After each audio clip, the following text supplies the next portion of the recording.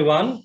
On the occasion of World Environment Day on 5th June 2021, Prime Minister Narendra Modi released the report of the Expert Committee on Roadmap for Ethanol Blending in India by 2025. The roadmap proposes a gradual rollout of ethanol blended fuel to achieve E10 fuel supply by April 2022 and phased rollout of E20 from April 2023 to April 2025. Currently, ethanol blending with petrol in India is estimated to be about 8.5%. In order to introduce vehicles that are compatible, the committee recommends rollout of E20 material compliant and E10 engine tuned vehicles from April 2023 and production of E20 tuned engine vehicles from April 2025. Ladies and gentlemen, it is with great pleasure that the Center for Auto Policy and Research, along with Mobility Outlook, presents to you a series of dialogues on alternate fuel options for the country, starting with today's program on ethanol. To discuss ethanol from a holistic perspective, looking at policy, technology, product, refining, distribution, and the industry's preparedness, we have with us today a panel of eminent experts. It is my special privilege and honor to welcome Mr. C V Raman, Chief Technology Officer, Maruti Suzuki India Limited. Mr. Raman has been with the country's leading four-wheeler manufacturer for over 37 years.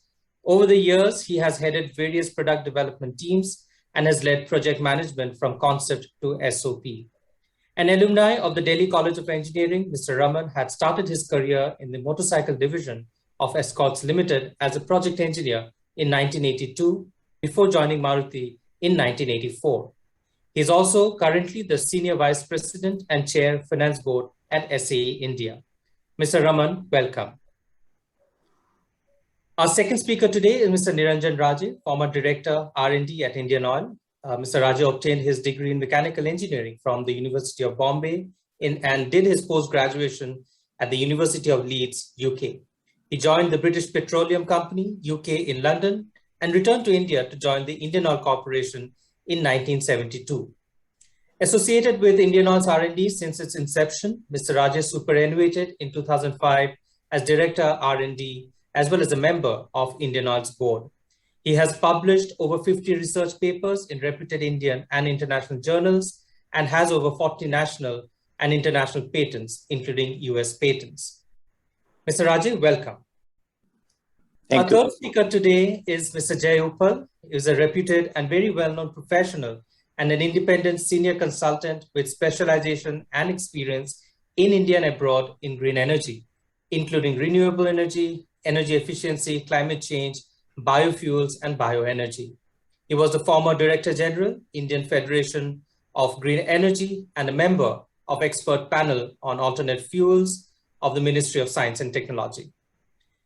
Mr. Uppal has been conferred with the Distinguished Alumni Award by the Indian Institute of Technology, BHU, and he's also a fellow of the Institute of Engineers, past chairman of Indian Institute of Chemical Engineers, and a life member of the Solar Energy Society of India.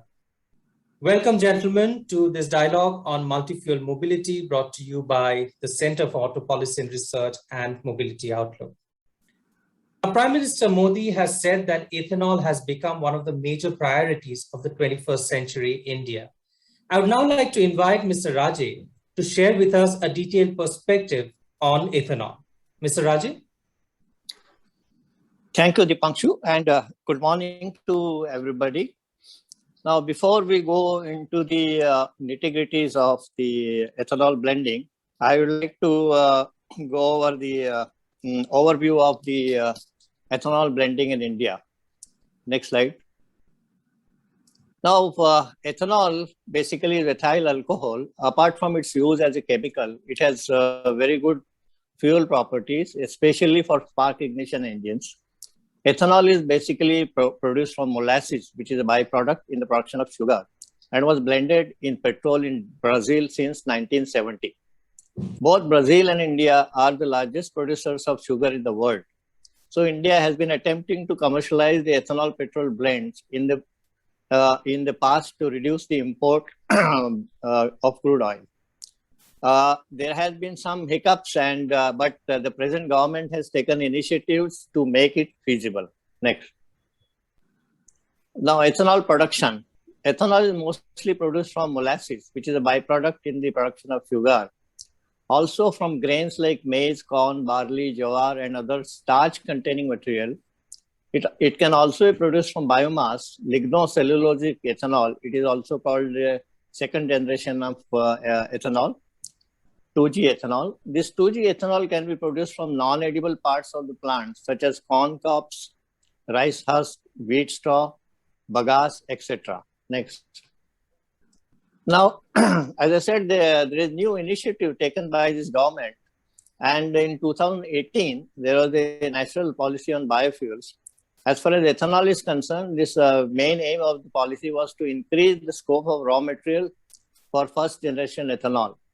That is to include intermediate demolasses, sugarcane juice, sugar containing materials like sugar beet, sweet sorghum, starch containing materials like corn, cassava, rotten potatoes, and damaged food grains like wheat, broken rice, and other things, and also food grains during surplus phase. Next. What are the benefits? Basic benefit now, if you see today, is the import substitution for petroleum crude, moving towards Atmanirbhar. And then the farmers also get better returns for their products. And third important benefit is the reduction in emissions. Next. Now, moving over to ethanol properties, ethanol has a caloric value is about 35% lower than the gasoline. Octane number of ethanol is much higher, 113, as compared to gasoline, which is 91. Ethanol distillation property is different from gasoline. Ethanol has a fixed distillation point at 78 degrees centigrade, as against gasoline, which distills at different temperatures. Ethanol also has a higher heat of vaporization than gasoline. Ethanol has solvent properties and is miscible with water. Anhydrous ethanol is therefore required for blending with gasoline. In ethanol, in addition to hydrocarbon, carbon monoxide, and NOx emissions, it also emits aldehydes. Next. Now, blend studies. Normally, the blend studies have been conducted in India since 1980s, but recent years, in the current generation of vehicles, a lot of studies have been made. Now, the blend studies normally include the laboratory blend studies for stability, water tolerance, physiochemical properties, and material compatibility. Then laboratory engine tests for performance, fuel economy, and emissions.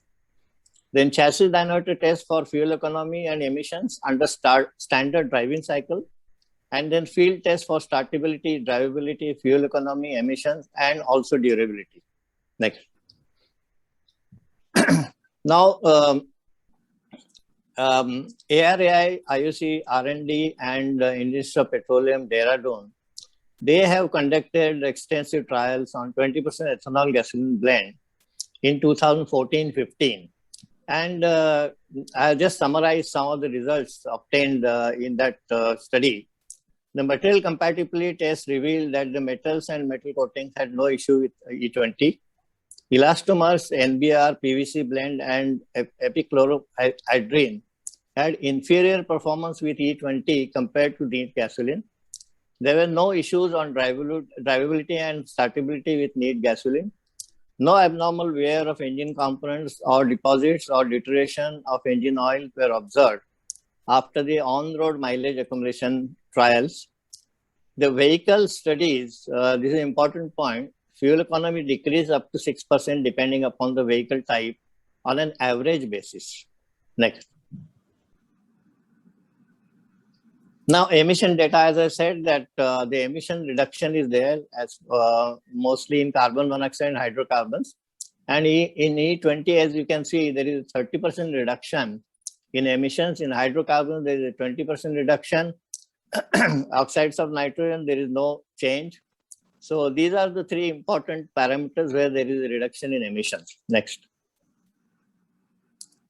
Now, to give an impetus to the ethanol blending, certain policy initiatives were taken by the government. And the first one was demand enrichment, that is to mandate for blending a minimum percentage of ethanol with gasoline fuel and production of ethanol compatible vehicles. Second was supply enrichment. That is, in this, there are schemes for ethanol production from different feedstocks and encouragement to augment biorefineries and their capacities. And the third incentive, of course, is promoting the use of higher ethanol blends through price incentives, tax relief on at the retail level, as well as tax incentives for vehicle compatible E20 and E85 vehicles. Next. There are a number of notifications issued by the government from time to time that includes, as I mentioned, the blending of ethanol starting from 5%, 10%, now 25% also is there. And then, of course, the emission norms are there. Then, of course, there are many standards like safety standards and all that. So, Ministry has been issuing this notification. I will not go into the details of this. So, these are the notifications which are found on the net. Next. Now, one of the most important issues is the ethanol price. This has been lingering on for many, many years. And it has been a bone of contention for the OMCs and the ethanol producers for many years. But now this government has defined the type of ethanol, that is source of ethanol, and the price.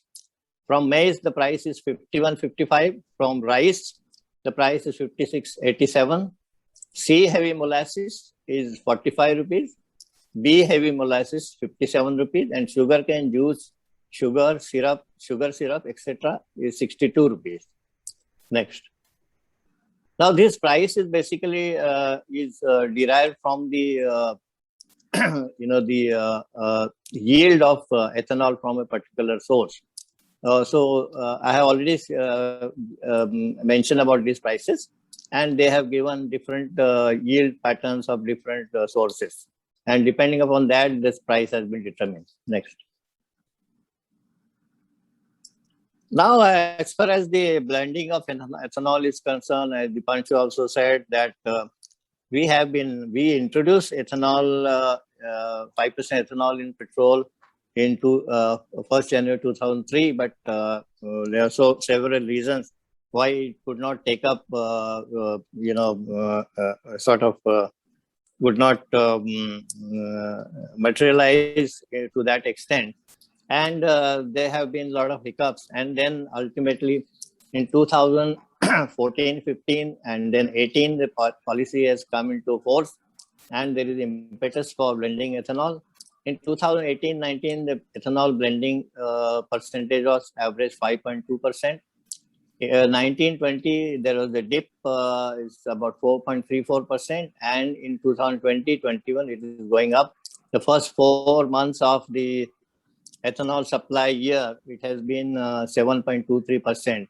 Mind you, this particular figure which I have shown is only the average of the ethanol which has been there, all across the country. Next. Now, ethanol demand. As per the industry sources, the ethanol demand for 2025 will be about 12 billion liters. And the petrol demand will be about 63 billion liters. But Niti Aayog, next slide. Next.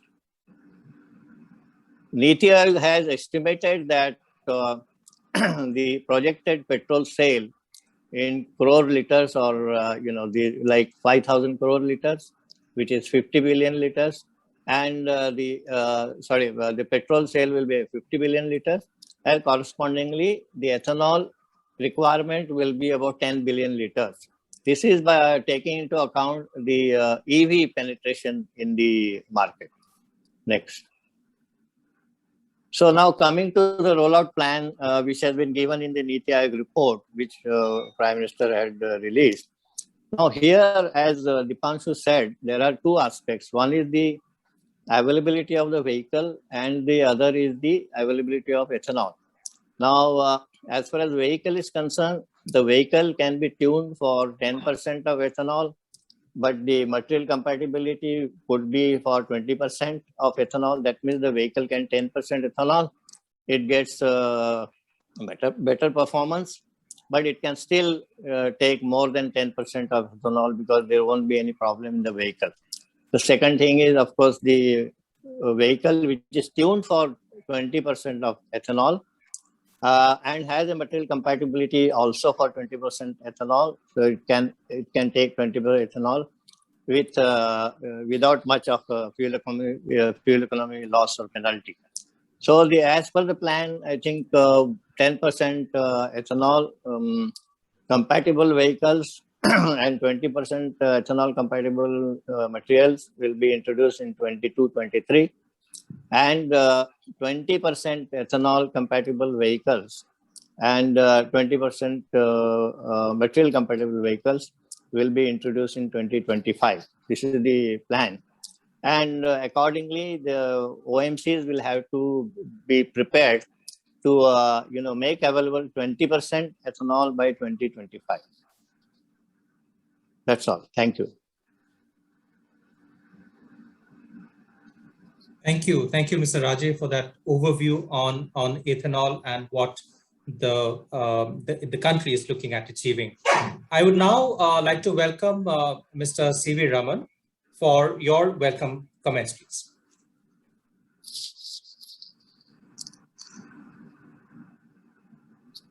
Good morning, everybody. Thank you, the Council and Center for Auto Policy for having me here today. I'll just share a couple of slides.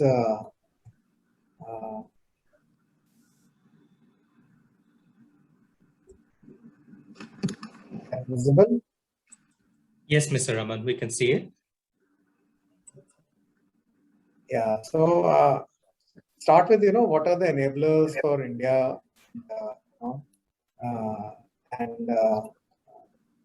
see, I think one of the key things which are we've been discussing with the government and with oil marketing companies and test agencies over the last 6 to 8 months has been about the fuel availability. And so Raji explained about that, and Niti Aayog document that was based on the various interactions which CM, automakers, and oil companies had.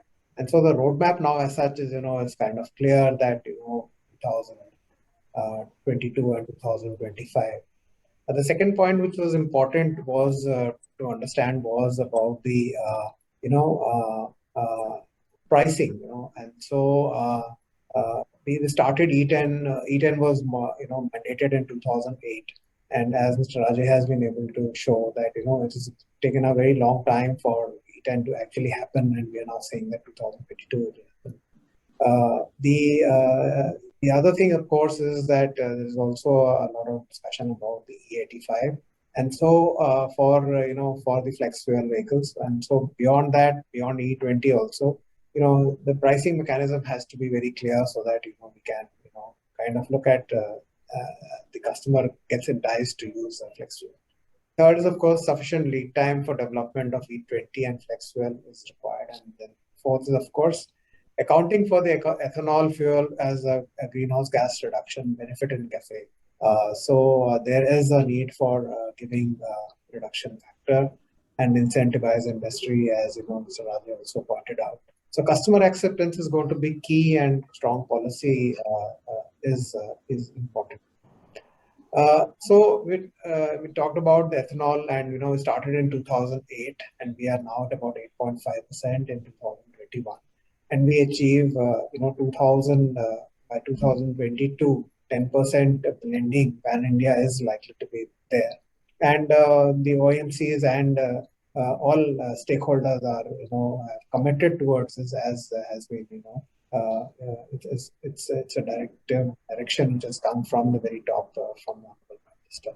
Also, 2025 target to achieve 20% blending, and this capacity enhancement and augmentation. As Mr. Raje also talked about 10 billion liters of ethanol is required to achieve this 20% blend. And that's a huge ask. Currently, if you see, we are at about 1%, and overall, and we would be going to about 80% going forward. Ethanol, and that's kind of saving which we are to get from from the the other thing is, of course, for the customer, we need to have the implementation of ethanol has to be done to maximize the utilization. And if you see, there is an impact of 5 to 7% on the fuel consumption with E20 fuel, and with E100 fuel, it will be almost 35%. The other concern is, of course, availability of E20 fuel across the country. And, the post E20, being made available across India in 2025, there's a huge vehicle park of existing two-wheelers and four-wheelers, which is using the E0 or E10, compatible vehicles. Now, those customers, should get E10 fuel. And that dispensing also has to happen in parallel with the E20, so that there's no compatibility issue going forward. The other thing is, of course, when we talked about E20, RON 95, it's already notified that E20 will be with RON 95. And we will, auto industry will redesign engines and recover some part of the fuel efficiency because of this. However, for the intermediate step between, E10 to E20, the request from the industry has been that even for E10, because we are adding the ethanol, we should get, the RON 95, even for E10 from post 2022. And of course, the compensation for the fuel efficiency loss, I think that's something which is also need to be seen. How can we get that better? So therefore, a clear roadmap is important going forward. And we need to recognize bioethanol as a carbon neutral fuel for greenhouse gas reduction. And sufficient time should be done. Examples from US and UK, and you can see that, proper labeling is there, proper, information to customer is available, so that they are well aware that what kind of fuel they should use and what kind of blend should be usable, and what vehicle is available with what kind of compatibility, so that they don't have any future issues, especially on two-wheelers. Because of small capacity two-wheelers, there could be a lot of issues in terms of drivability going forward if this is not addressed. The other thing, of course, is the development lead time. Auto industry is committed towards this, working with the oil industry. So we know that 2022, the next stage of CAFE norms are coming, and the next stage of the BS6 norms are also coming in 2023. So industry has to work towards that. We also need to work on the E10 fuel compliant vehicles. That means that we will, tune that vehicle so that there is the efficiency loss we make good, and we make the vehicles also E20 compatible, material compatible, from 2023 onwards, so that there is no issue going forward when there will be a ramp up of E20 fuel starting 2020, 22 onward, 22, 23, when E20 will start getting pumped.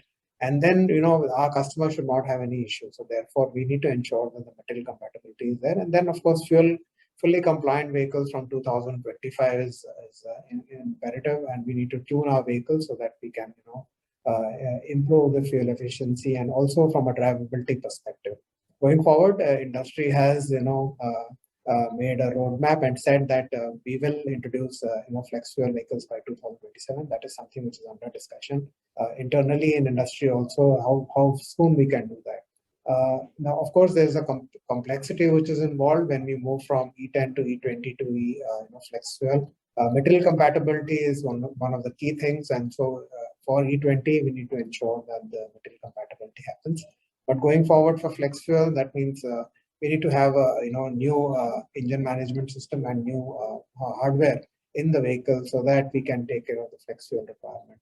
And so therefore extensive effort is required, and so we do require certain time frame for introduction of the flex fuel. And lastly is, of course, that the ethanol powered vehicles, it is supports the national objective of reducing the carbon intensity, and it's the carbon neutral nature of ethanol holds a big potential. The carbon emitted from unlike carbon emitted from gasoline, the biogenic nature of the carbon emitted from the biofuel which is absorbed by the plants is used as a feedstock for the ethanol. So therefore, bioethanol is carbon neutral in a way. And as we have seen in Brazil, there has been a merit which has been given for usage of flex fuel in terms of carbon credit. So the E20 fuel, our request has been that at least 16% improvement which is happening. We should be getting that that merit as far as the CO2 reduction is concerned in the CAFE calculations. So this is something which we need to consider for the bioethanol. So I think it's an important thing which we all need to work towards, this objective of getting the ethanol vehicles running on ethanol to 20% and then thereafter to flex fuel, and also look at other alternative fuels like bio-CNG and HCNG and so on and so forth. So these are something which we need to consider as an imperative for India, definitely. And why we say that, we have to continuously look at environment friendly and energy secure mobility for India in our context. And from that perspective, we need to continuously upgrade our powertrains. We need to focus on CNG alternate fuels like ethanol and bio-CNG. We need to explore HCNG as a fuel and hybridization, and ultimately go to large-scale electrification and then overall to the fuel cell and hydrogen economy. So we need to have this approach, on a short-term, medium-term, and long-term, adapting this to various segments going forward based on the affordability and based on the technology adaptation which is possible. And this is something which we need to all consider going forward as a technology agnostic approach towards environment friendly and energy secure mobility. So that's what I have to say. Thank you very much, Devansh, and thank you everybody for your patience. Open to questions later. Thank you. Thank you, Raman san, for bringing up that comprehensive perspective on and sharing your thoughts on ethanol and the future. I would now like to welcome Mr. Upal for your initial comments. So now, 2003 we started this program, and as you are aware, there have been a lot of hiccups which Professor Raje mentioned. And in the last 4 or 5 years, the main problem during those times was not only supply issue, also the pricing issue. Pricing was a very important issue at that time. But in the last 5-6 years, since the government has come in, new government has come in, it has introduced very attractive prices. And therefore, what has happened is that the program has really taken off. And now we are at about 8% level. Probably this year we may do plus 8% blending this year. And next year we'll definitely cross 10%. As far as I'll look at from the alcohol manufacturer's point of view, and as far as production capacity is concerned, we have about 700 crores of production capacity, out of which the production is about 600 crores, out of which about 300 crore or 260 crores will go to the potable and other uses, and 330 crores will go to the use in ethanol this year.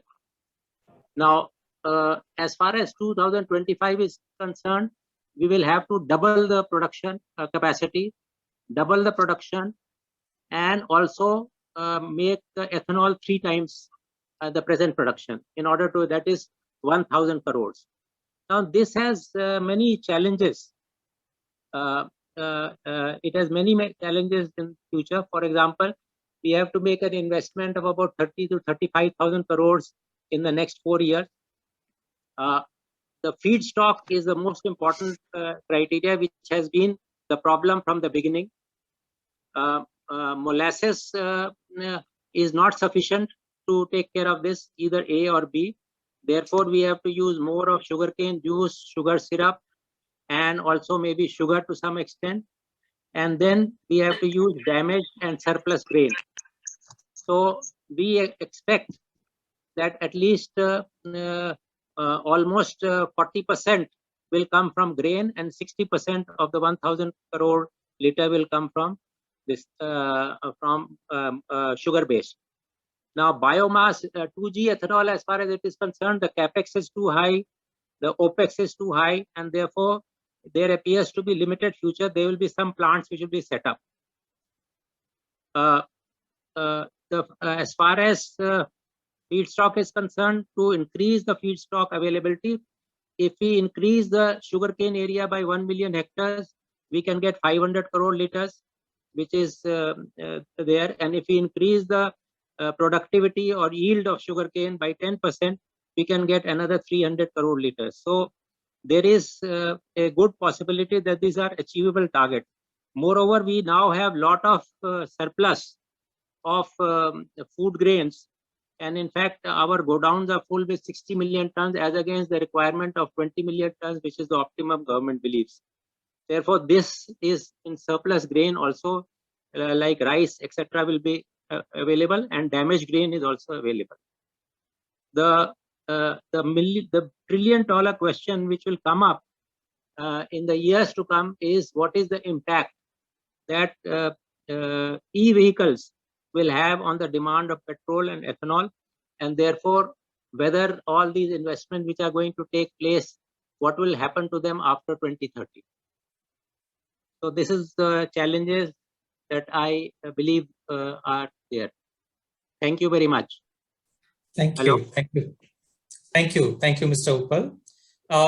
So as we've seen from the different presentations, starting with Mr. Raje's presentation, there are, of course, multiple attractions. I mean, reduced auto fuel import bill, or the potential benefits for farmers, and ethanol being relatively less harmful to the environment than other fuels.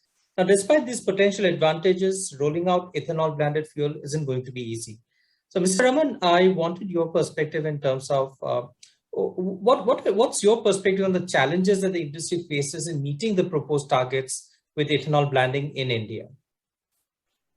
I think the government is, at the highest level has committed and has a long-term roadmap for the ethanol blending, and that has been taken up as a clear policy directive, and all stakeholders are working on it, including auto industry. And so, based on the various discussions which we have had with the oil companies, the ministries, and with Niti Aayog, we have committed that we will, make our vehicles compatible to the E20 fuel post 2023. And by 25, our vehicles will be fully compatible, compliant towards E20. So that's a commitment which auto industry also has made towards this. Of course, we at the back of the mind always has been that in the past we have not seen that the ethanol blending happening at that pace and at the rate which was envisaged. But now with the policy makers and everybody being very, very clear that this is something which we need to achieve for energy security, and also so from that perspective, I think we are sure that we will get the E20. The only other thing which is important is about the vehicle park, the existing vehicles which are running on E0 and E10. And that has been a constant request from the auto industry that this parallel dispensing for E10 is also something which needs to be kept in mind for the existing vehicle park. And I saw in the chat boxes, one of the questions was that what happens to the existing BS3 vehicles or BS2 vehicles. So those, pre-2008, those were maybe, E0 or E5 compliant. E10 compliance started in 2008. So from post 2008, whatever is vehicles which are there in the vehicle park would be compliant to E10. But having said that, we are still now also producing E10 vehicles, and they will have a life. So there has to be some, obviously there has to be some end of life for that. And, considering that 2022 or 23, when we start doing the E20 compliance, for at least a period of 8 to 10 years, the E10 parallel dispensing also is a requirement. And the tuning of the vehicles also is, is such that, because of vehicles not being, the fuel not being there, ranging from E0 to E10, we usually also do the tuning at E0 level also, so that, the customer does not have any problem. And the two-wheeler, the low cc, less than 100 cc capacity, the drivability issues are likely, if only 20 is available post that. And that's something which we have, flagged. And,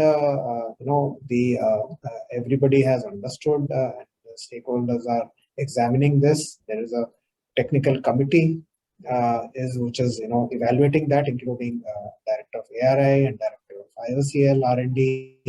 People are, examining this, testing, and working with the auto industry to see the impact of that, and also ensure that the customer does not have a problem. Definitely, I think this is a program which we have to work on, and we are all committed towards that. Okay, Mr. Uppal, I'll come to you with this question on, not just from a technology standpoint, but there's also clearly a challenge from the investments that are required to be brought in for this. Yes, please. So,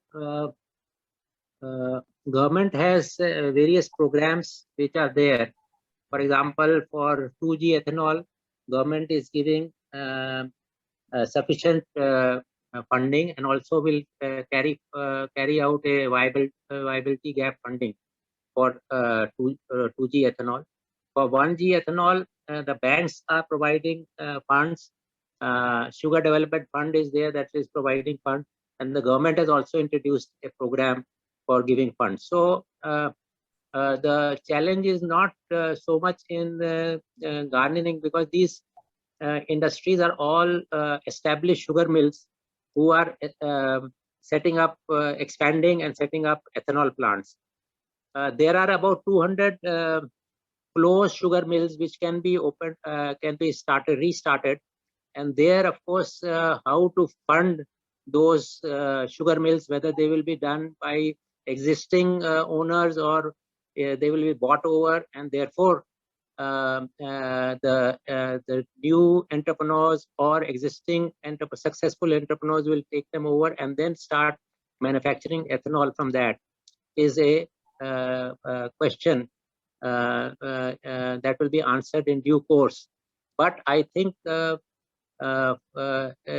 far as India is concerned, I think 25,000-30,000 crore rupees of investment is not the issue, but the issue is of having at least a 10-year period in which they will be able to operate at full capacities.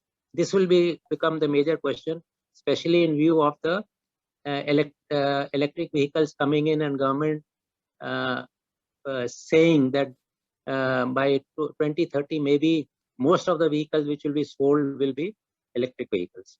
So that is a major issue which I think may after 2025 put a brakes on setting up of new capacities. Right.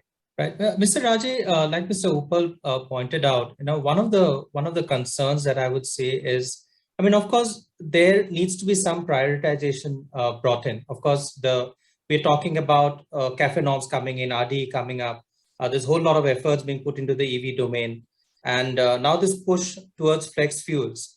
So, from a regulatory standpoint, if you could also give us a perspective in terms of, I'm sure this is well thought out, but what kind of support would the industry really need to ensure that we are focused in the drive towards alternate fuel?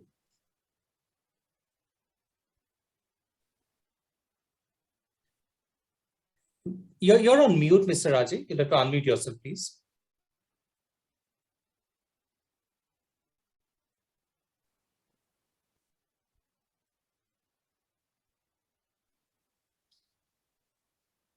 Yeah, actually, as Mr. Raman has also mentioned that as far as the flex, the 10% compatible vehicles, 20% compatible vehicles, and flex fuel vehicles.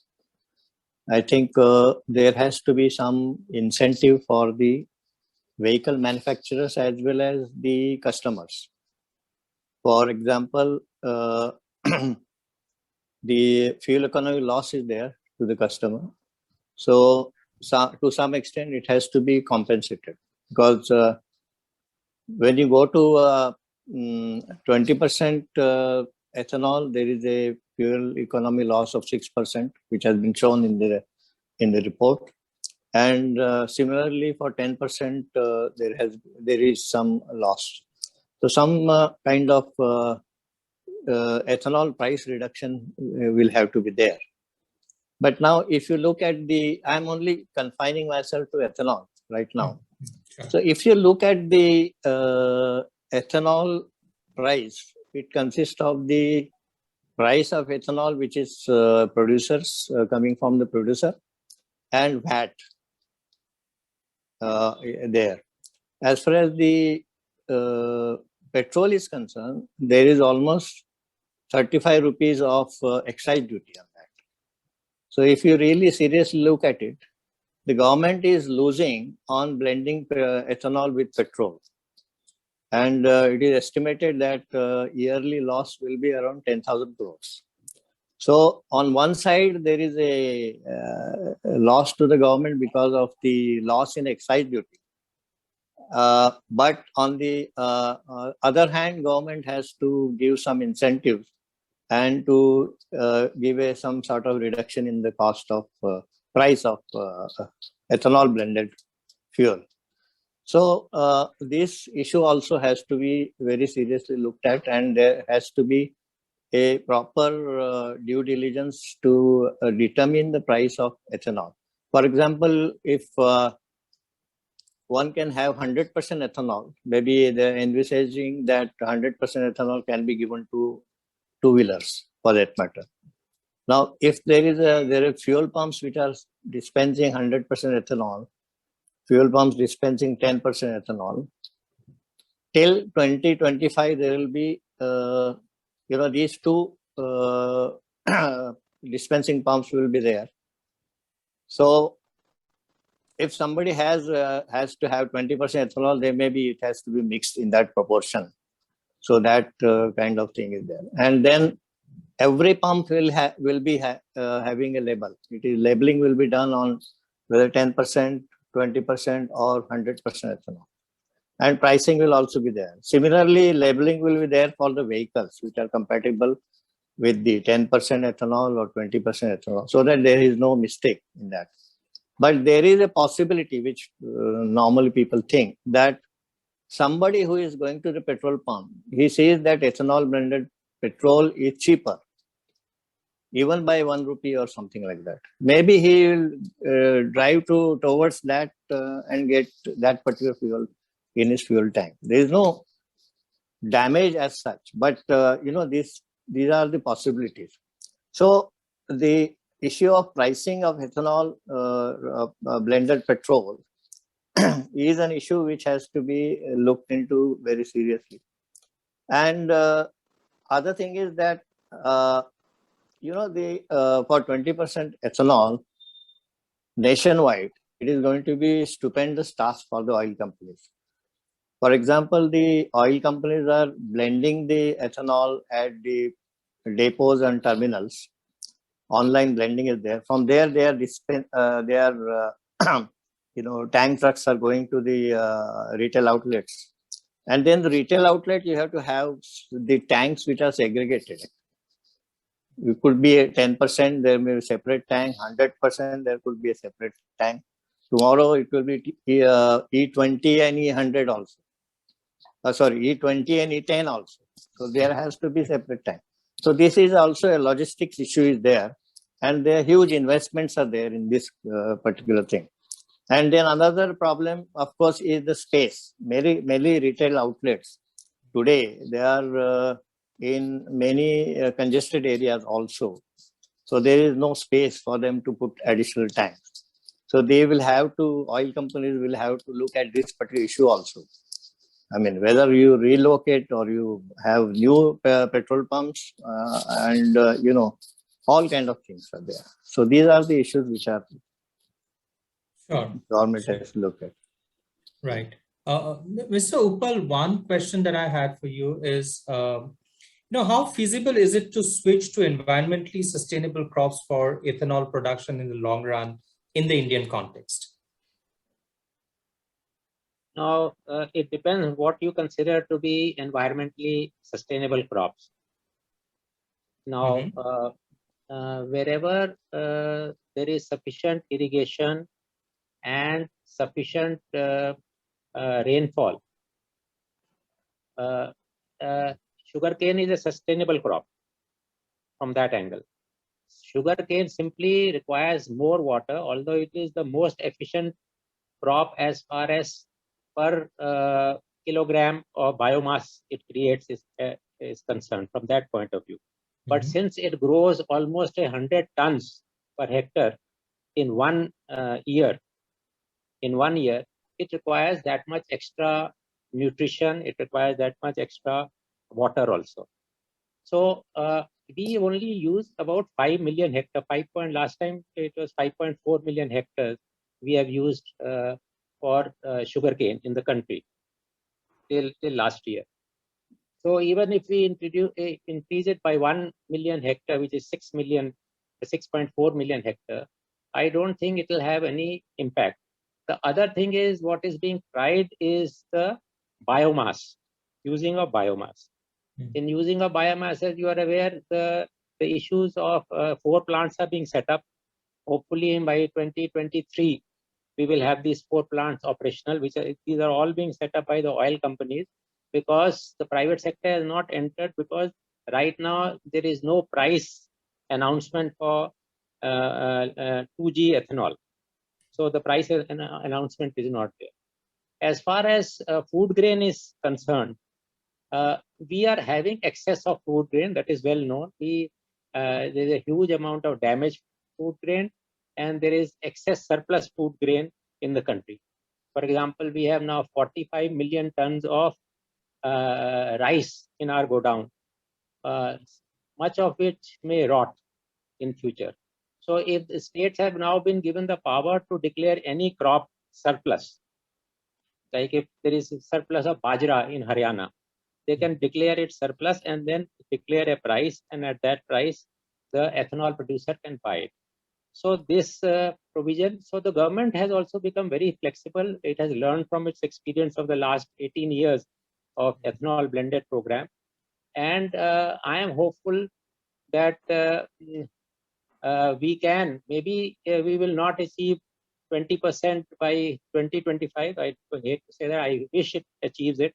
But even if it happens a couple of years later, it will be a very big achievement for India. And the examples are there. Both USA and Brazil are prime example of successful use of flex fuel vehicle, successful use of 20% ethanol. In fact, they go up to 25% depending on the harvest. So that is another thing we have to do. We have to be a little flexible. They come down to 18% depending on the harvest. This is what we have to do, because these are crops which depend on weather conditions and disease. There are 2 factors. So like in Brazil, we have to have a flexible program in which we announce that because of estimate the crop which is going to come out and estimate the damaged food grain we have, and then announce that this year we are going to do 18%, 20% or 22%, whatever it is, that we have to have a flexibility in that. This is very, very important. And simply announcing 1 percentage of blend may not be for next 5 years or 10 years, may not be the correct. So flexibility is required there. Right, right. So, Mr. Raman, there's a question that we've received from one of our delegates today. wants to know how difficult it would be for an OEM to have an engine which is flex fuel compatible. Would getting a flex fuel itself be a challenge, as it would require additional infrastructure for dispensing it? Yeah, so 2 points. One, of course, is from the vehicle technology and powertrain technology point of view. Definitely, it's going to be a challenge. Whatever we see today in Brazil, examples of flex fuel, Brazil is still at about at BS4 level, and we have already leapfrogged to BS6, and so the technology we need to develop the powertrain for meeting the BS6 going forward for flex fuel. So I think it's important that it's not just about the material of the fuel lines, but it is also about the hardware of the engine itself, which needs to undergo a lot of modification, and we need to do a lot of evaluation on this. The second thing is that we should be also have a very clear understanding about what is the merit to the customer, and we had a lot of discussion on this as far as the pricing is concerned. And because of the loss of fuel efficiency of about 35%, impact which is going to be there, there is to be a merit for the customer to switch to that. And so obviously, I think that is an equation which we need to work on. So from a powertrain perspective, additional development cost which is required, we require time for doing that, and ensuring that we also develop it for the BS6 going forward. That's one part. But the second part, of course, is about the distribution. As was brought out by my fellow panelists, about E10, E20 itself is a complex supply chain for the oil marketing companies. Going forward, flex fuel is something which is going to be even more challenging for the OMCs to be able to handle that, and we should be able to know what customers usually do in Brazil. I don't have experience directly, but what I understand is they are able to change the blend based on the pricing which is available for the gasoline and the ethanol, and therefore optimization happens. Roughly about today the flex fuel vehicle, the consumption of ethanol is anywhere from 20% to about 60% in the vehicles in Brazil. So we are not able. They are not also not able to go fully to E85 even in Brazil also. Also, there's a lot of development in terms of drivability and cold startability, and those issues need to be addressed. Customer has to be fully understanding about that, and the education has to be a must. So yes, dispensing is going to be a challenge. Vehicle manufacturers will be developing technologies for doing that. Two-wheelers is at the forefront of this. They have already showcased certain vehicles as prototype vehicles for doing this, and four-wheelers are also working on this. Of course, four-wheeler challenges are a little bit higher compared to the two-wheelers, but yes, both the industries are looking for the flex fuel going forward. Yeah. Sure. Thank you, Raman-san. There's another question from Bharat Dhimati. Mr. Raje, I'll take this to you. He says ethanol is highly hygroscopic, absorbing water even after blending with other fuels. How is it being handled to use as fuel in automobiles? No, actually, as far as ethanol is concerned, there are several blend studies which have been done in the laboratory to determine the water tolerance of ethanol. For example, I myself was involved in IOCL R&D with 5% ethanol. How much water? Because water, it has affinity towards water, and ethanol mixes with water, and then it can separate out from the blend. So that is a possibility. So there is a study, detailed study carried out. As far as I remember, I think 1.5% of water is tolerated in 5% blend, or maybe 2% water can be tolerated in 10% blend. But more than that, the water cannot be tolerated. So basically, the ethanol has to be anhydrous. And that is why, the ethanol price was an issue for a long time, because if you produce ethanol and with hydrous ethanol and mix it with petrol, that's a different aspect. But as you know, in our country, we cannot take any chances because people may add water and separate it out. So it has to be totally anhydrous, and it goes to the oil industry, it goes into the depots and terminals, and then it gets directly mixed into the petrol, which goes into the dispense into the vehicles. So it is anhydrous ethanol, and so the price is also a little higher. I have another question. This is for Mr. Uppal. Is it viable for a startup to start 2G ethanol plant to sustain for the next 25-30 years? As I pointed out, the pricing of 2G ethanol itself has not been declared. Mm-hmm. So till we have a pricing which will be higher than the existing prices, I estimate that it will be at least 30% higher or 35% higher than the present prices, and therefore till the government declares a price and you work out the economics of your raw material cost. Okay. Raman-san, one final question for you. This is, what measures OEMs have to take to tackle aldehyde emissions due to higher level of e-blending? In any case, for E20, we'll need to do a lot of calibration. There would be a slight increase from a NOx perspective, also from a hydrocarbon perspective, because CO will come down. So from aldehyde point of view also, there will be a little back, but the tuning can be done in a way to be within the limits, and there are no limits as such for aldehyde. But yes, the calibration can be done in order to take care. Okay, we have run out of time, but what I'll do is I'll just go around the panel for one final question on the way forward, right? What are the key points that the industry and all the stakeholders involved in this game, what are the key points that they need to take into consideration as we move forward towards 2025, 2030 and beyond? I'll start with you, Mr. Raman. So a long-term energy roadmap, a very clear roadmap and a technology agnostic approach, which should be very clear. And the infrastructure development has to be in place, and the automakers will work towards making technology specific for those energy roadmaps, so that we can move towards CO2 reduction, whatever is the need, as well as energy security. We need to work towards that. And we require a very clear direction roadmap, which has now been set in place. But more clarity, a little bit more clarity would always help, so that the customer is also very clear. And because of the powertrain development being long term, and we are working, as I showed, that various types of powertrains, like alternate fuels of ethanol and CNG or HCNG or hybridization and electric. So that energy roadmap clarity, if that is there in some way,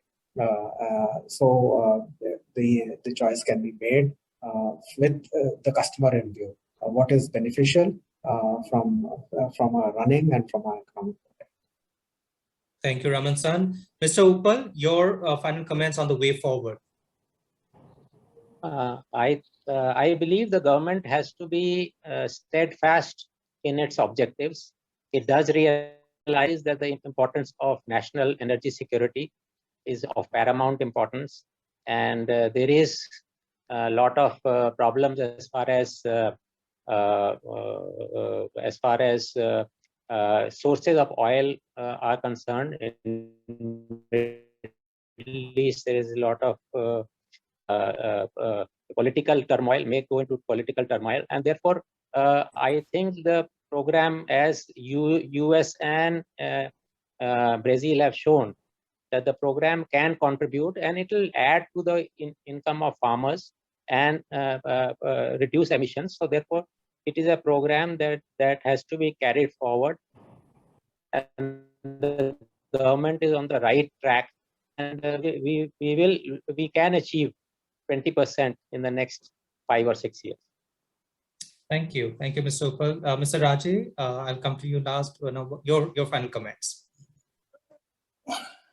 No, as I think I agree with both my co-panelists in the sense that there has to be a long-term sort of policy towards, the energy security, and ethanol is important from the point of view of, reducing imports, definitely, and that can be achieved by, targeting maybe 20% or going up to 100% also. But the another important issue is also to keep customer in focus also, because that is also important. Energy security is important, but customer is also important. So in that point of view, that while the vehicle manufacturers will be, producing vehicles which are 10% or 20% or even 100% compatible, both engine as well as, the material compatibility. But ultimately, the users, the customers, they should not suffer to that particular extent, because there is a loss of fuel economy also. That has to be kept in mind also. And the other thing is that ethanol will be a part of the whole gamut of alternate fuels.